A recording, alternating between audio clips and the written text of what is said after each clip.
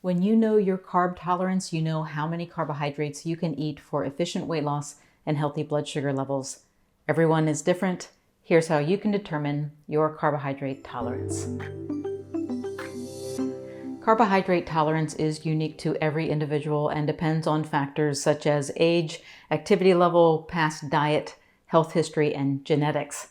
These factors impact how sensitive your cells are to insulin and therefore how many carbohydrates your body can tolerate.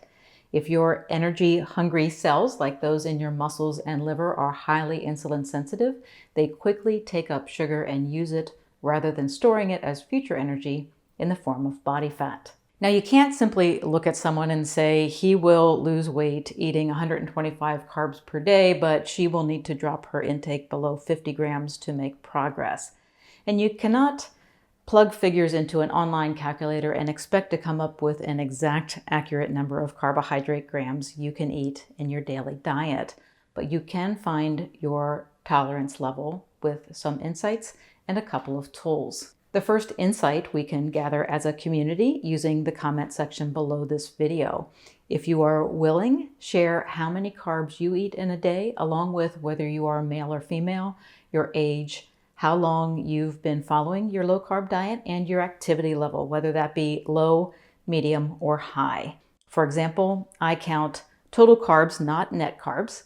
I generally eat around 60 total carbs per day, which is a low carb, not keto range.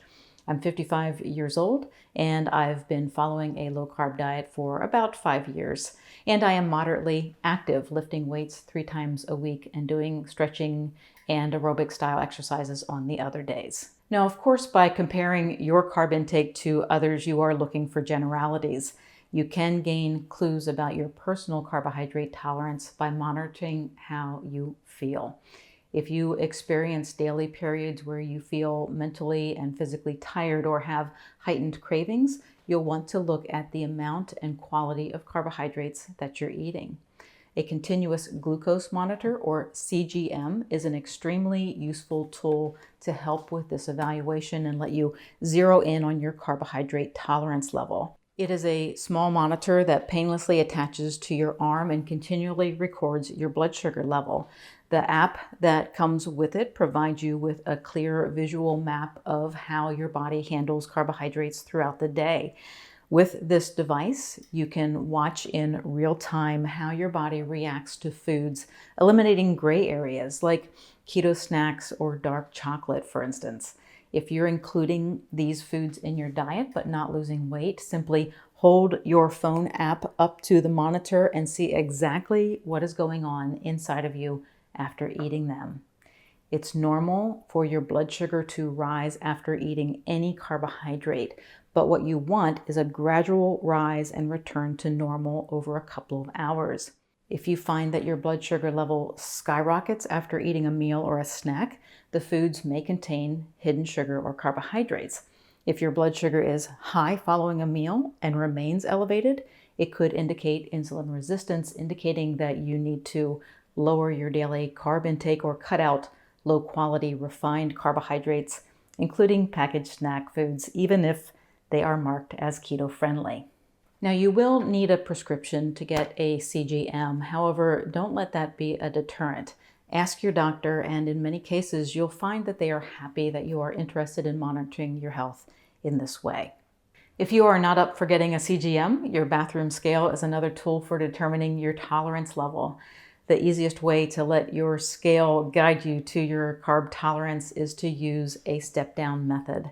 I've found that stepping down or reducing your carb intake over time gives your body and brain time to adapt, so you get a clearer picture of whether your carb tolerance is in the low carb range, which would be about 50 to 125 total carbs per day, or the keto range of less than 50 total grams. For instance, if you are new to low carb dieting, you may want to start near the upper range by eating 100 grams of carbs daily and see if it produces weight loss results by the end of the week. If not, you can step your carbs down until you reach that point. If you're already following a low carb diet, but your weight loss has stalled, you can step down your carb intake to encourage continued weight loss. Also, keep in mind that your body is a dynamic machine. So As you continue to follow your low carb or keto diet, you may notice that your carb tolerance goes up or down. For instance, when you first switch from a high carb to a low carb way of eating, it is a big change for your body, requiring a lot of energy. As you progress, your body becomes more efficient at burning fat for energy, relying less on carbohydrates. This is what you want, but you may find that your carb tolerance decreases until you hit your sweet spot.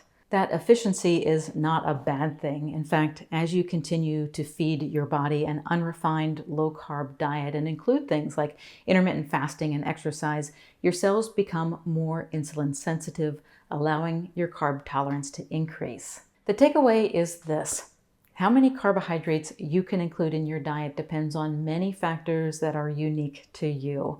You can zero in on your carb tolerance by stepping down your daily carb intake. To do that, it helps to have a list of low-carb foods. You can download my list of 100 low-carb foods for free at drbeckyfitness.com/low-carb food list. If this video was helpful, please share it and click the subscribe button for more videos like it. Thanks for watching and have a great rest of your day.